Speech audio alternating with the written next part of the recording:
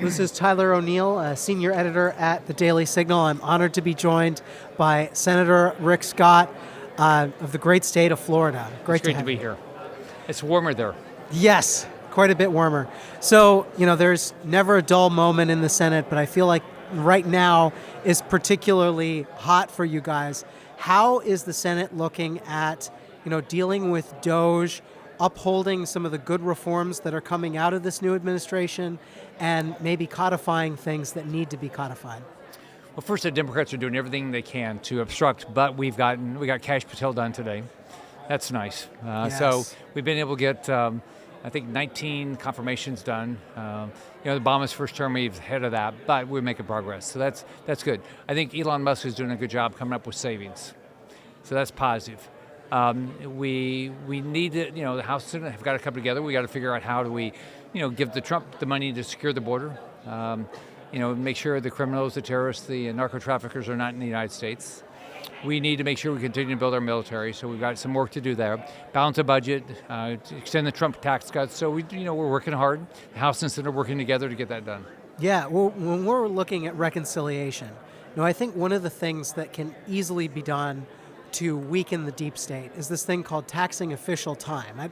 Official time is the time that federal bureaucrats work for unions that get paid by the taxpayers. It's kind of complicated, but it's millions of dollars that I think the taxpayer can recoup if you tax official time in reconciliation. We have some good bills getting rid of official time overall. But what do you think of the idea of using something like that to weaken the deep state and claim back some of the money that taxpayers should not be paying? Well, first off, we shouldn't be paying for somebody to do something besides their job as a federal worker. That's the number one thing. Then you don't have to worry about it. There's no way that, I'm a business guy. It's not what you do. I mean, you basically, you pay to get a result. And the American taxpayer is not interested in paying for somebody to do a job that's not part of their job, to provide a service or to provide a product or something like that. So it doesn't make any sense that we would be paying for something that doesn't help the American taxpayer. So if there was a way to get rid of that in official time, well, not to get rid of it, but to tax it in reconciliation so that you can recoup the costs without having to get all the way through a filibuster. I think the way to do it is you stop. Yeah. The easiest thing to do is that you don't allow people to get paid to work on doing something that's not your job as a federal employee. But it's already there. Yeah, that has to be changed. Yeah. That doesn't make any sense. Yeah.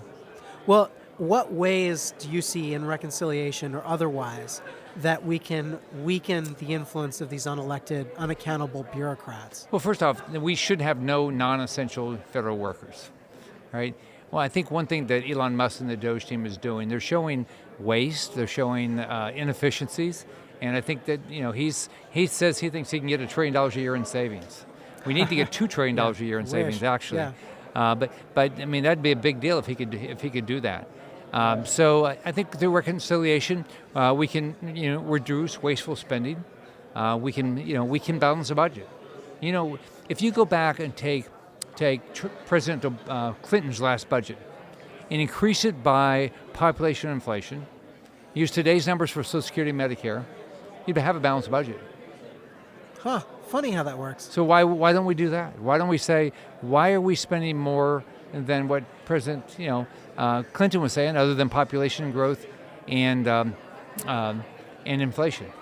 So, the other thing is, the way to think about, I've always thought about government is, if we solve a problem, we should be saving money. If we keep people back to work, then we have fewer people that need food stamps, fewer people that need Medicaid, fewer people that need unemployment. When I was governor of Florida, I balanced the budget every year. Florida had not balanced its budget in 20 straight years. We paid down 1/3 of the state debt, and guess what? The number of jobs skyrocketed. Now, we got 20% of the regulatory environment. We streamlined the permitting environment. So we made it a state that people want to move to. They knew they could get a job. Kids could get a good education because we had unbelievable school choice. And we had, when I left, 47-year low on our crime rate. So it's a place where people wanted to live because that's exactly what they wanted. So what are the barriers to doing that in the Senate today or in the federal government overall? There's none. Yeah. It's all doable. Now, let's take education. Education should not be a federal issue. Education should be done at the state level. I don't think we ought to have a Department of Education. We ought to send the power back to the state. With regard to law enforcement, our federal law enforcement agencies ought to focus on the things that are federal issues, not local issues. Like I was talking to one sheriff the other day, and he said, in the 1930s, we needed the FBI to help us with bank robberies. We don't today. The FBI, let's have them focus on the issues that are national issues, and have local law enforcement do the local issues. So we got to push the decision making and the cost down to the local level as much as we can. And where do you see the biggest promise of this administration right now? The biggest promise? Yeah.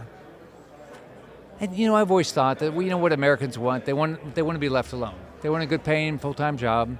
They want their kids to get a good education. They want to be safe. And so I think that's where we're heading. I think President Trump is absolutely committed to this country. He's committed to Americans. He's committed to what he talked about. The border is getting secure. He's going to do everything he can to make the country a safer country.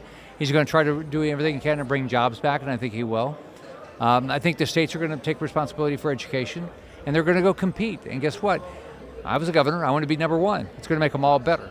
And people are going to stop waiting for the federal government to make a decision for them. They're going to make decisions at the local level. So we've seen a lot of the same left-wing activist groups that staffed and advised the Biden administration filing lawsuits to block Trump's policies, be it his birthright citizenship order, his deportations of illegal aliens, or his issues on his orders on gender ideology.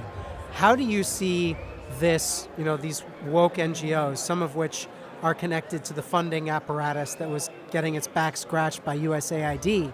I think this is a continuing challenge that Trump is going to have to face, and that the government. I mean, that's what happens. Yeah. I mean, if you do your job, the left is always going to sue you. They did when I was governor.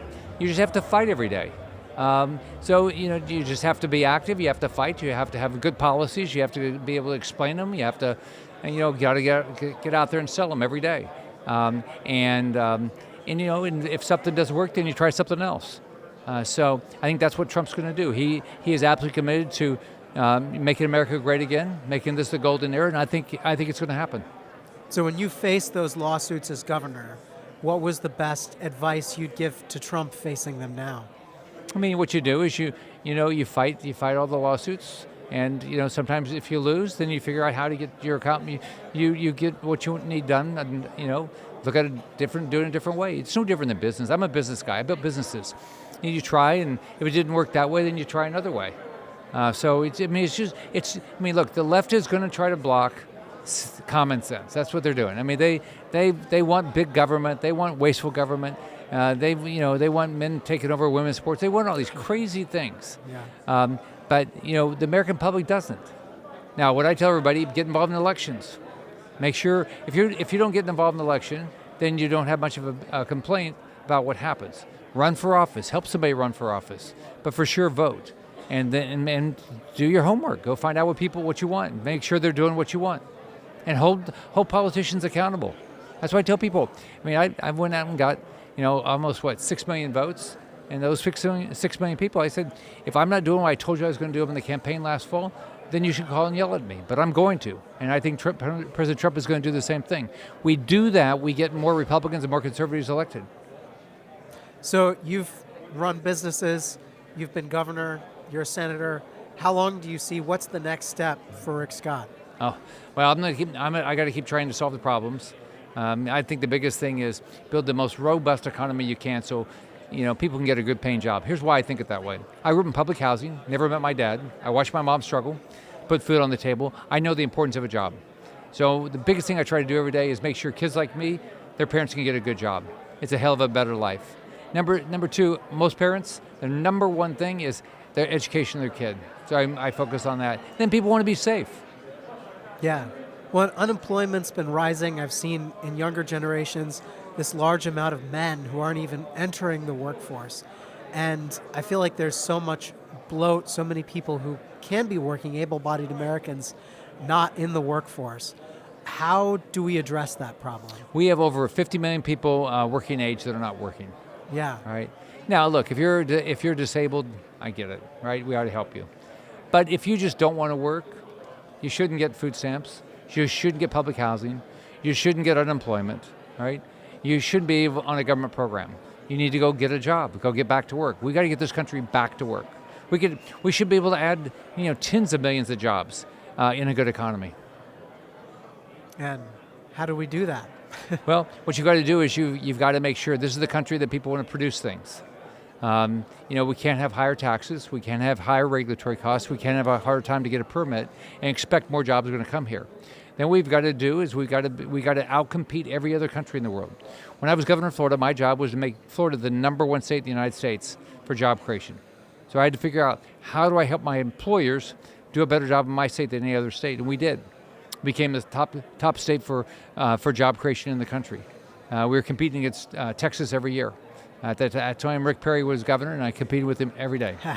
And that's what we've got to think the same way about our country. We've got to say, we can't put our businesses at a competitive disadvantage than businesses around the world. If we do, then we will have fewer opportunities for Americans. Well, thank you so much, Senator Scott. Is there anything else you'd like to add? No, if you need anything, give me a call. We've got 9 offices in Florida, an office in D.C. I am a full-service senator. I work hard to try to take care of all the people of my state and all the people in this country. Well, thank you so much for joining us, Senator All right, Scott. take care. Bye-bye.